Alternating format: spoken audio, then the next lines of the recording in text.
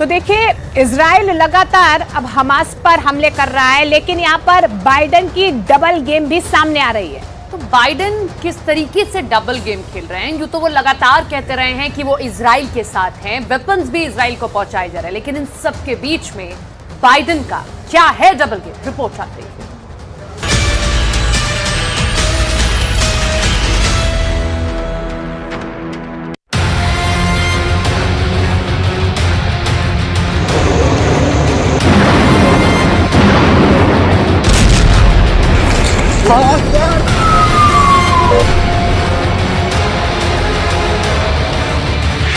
20 अक्टूबर को अमेरिका के 2 बंधक रिहा किए और 21 अक्टूबर को हजारों टन की राहत सामग्री गाजा के अंदर चली गई।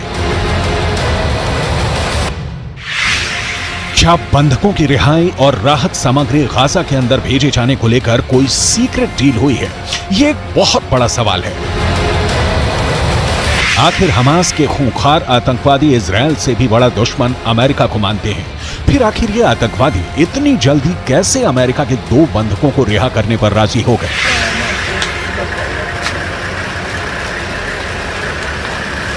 ये वो सवाल है जिसके जवाब से बड़ा कूटनीतिक गेम डीकोड होने वाला है।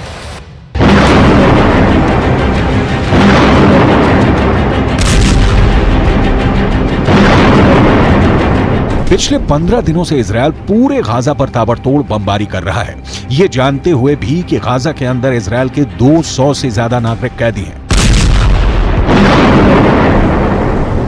और उनकी जान को खतरा हो सकता है। कैदियों में बहुत सारे छोटे बच्चे भी हैं, ये जानकारी भी इजराइल को है, लेकिन इसके बाद भी इजराइल की ये नीति रही है कि वो कभी भी आतंकवादियों के सामने झुकता नहीं है और बंधक बनाने के बाद दुश्मन के द्वारा खेले जाने वाले माइंड गेम के दबाव में नहीं आता है। और बिल्कुल ठीक ऐसा ही इस बार भी हुआ। इजराइल के प्रधानमंत्री बेंजामिन नेतन्याहू ने 7 अक्टूबर को ही यानी हमास के अटैक के दिन ही ये ऐलान कर दिया था कि इजराइल अब युद्ध में है। उन्होंने कहा था कि वी आर इन वॉर। तब से आज तक कभी भी बेंजामिन नेतन्याहू ने बंधकों को लेकर अपनी कमजोरी नहीं दिखाई। ये जरूर कहा कि अमेरिका और इजराइल साथ मिलकर बंधकों की रिहाई की कोशिश कर रहे हैं, लेकिन अमेरिका ने शायद बेंजामिन नेतन्याहू के सख्त रवैये के बावजूद हमास के आतंकवादियों के साथ सीक्रेट डील के तहत अपने बंधकों को रिहा करवाने पर काम शुरू कर दिया है।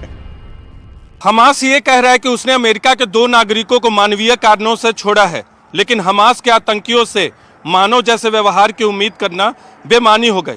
दरअसल गाजा में भूख के बिना हमास के लड़ाके इतने परेशान हो गए कि उन्हें मजबूरी में 2 बंधकों को छोड़ना पड़ा और आने वाले दिनों में भी इस तरह की उम्मीद हमास की तरफ से की जा सकती है, क्योंकि इजराइल और दूसरे देशों का रुख बहुत कड़ा है हमास के खिलाफ।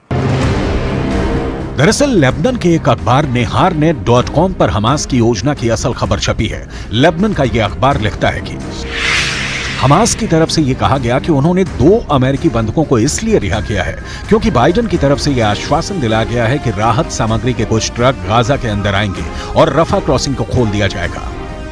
मतलब साफ है कि आतंकवादी सुरंगों के अंदर भूख से बिलबिला रहे हैं और इसीलिए सीक्रेट डील के जरिए एक तरफ गाजा के अंदर राहत सामग्री को आने देना चाहते हैं और दूसरी तरफ अमेरिका के 2 बंधकों को रिहा भी कर दिया गया है।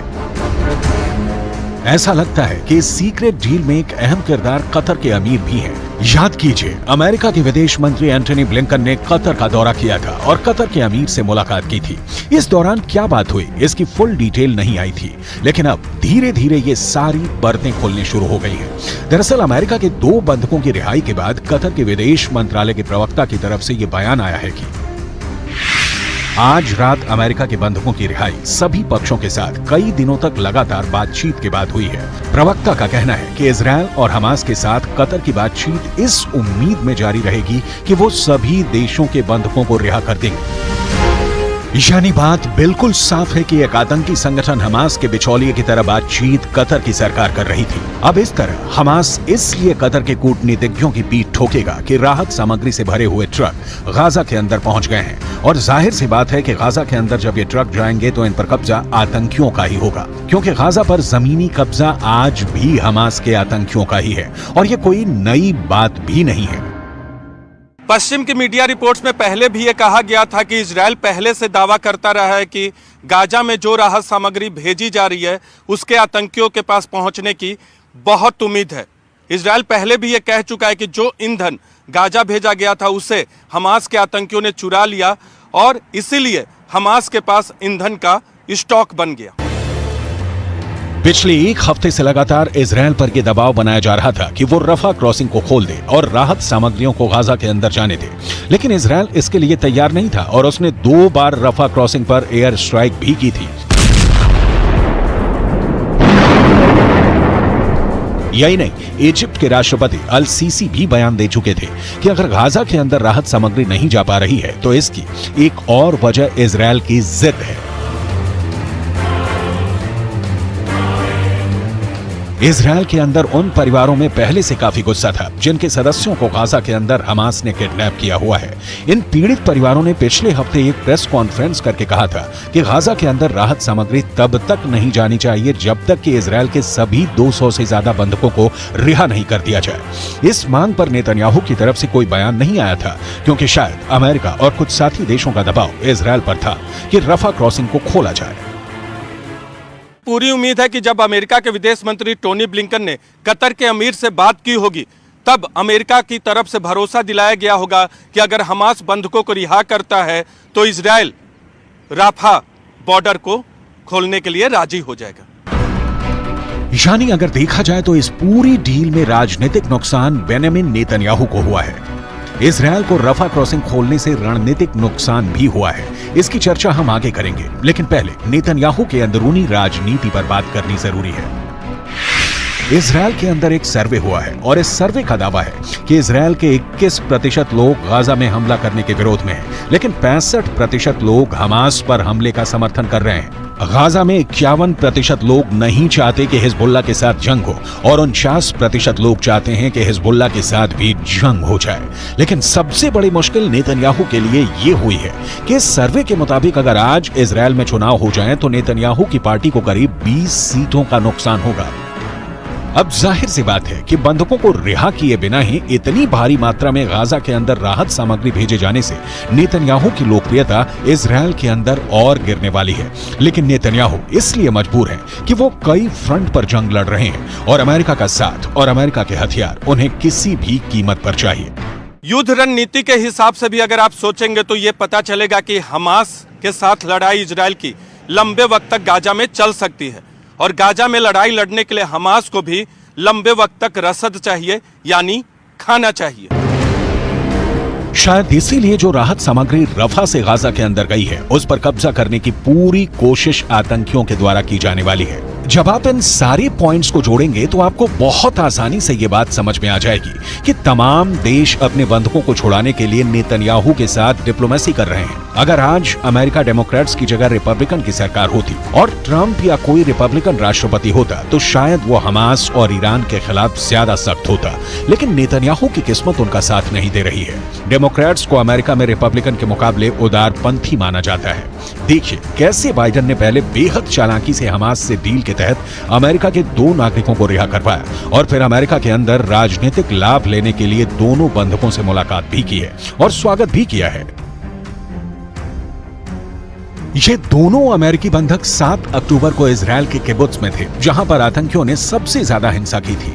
यहीं पर नतालिया अपनी दादी का बर्थडे सेलिब्रेट करने गई थी, लेकिन आतंकियों के कब्जे में चली गई। नेतन्याहू को तो काफी तगड़ा झटका लग गया है क्योंकि 15 दिनों से जो आतंकी सुरंगों के अंदर भूख से बिलबिला रहे थे उनके पास अब राहत सामग्री पर कब्जे का विकल्प मौजूद है। लेकिन बंधकों के परिवार में खुशी है, खास तौर पर नतालिया के भाई अपनी बहन की रिहाई से उत्साह में है।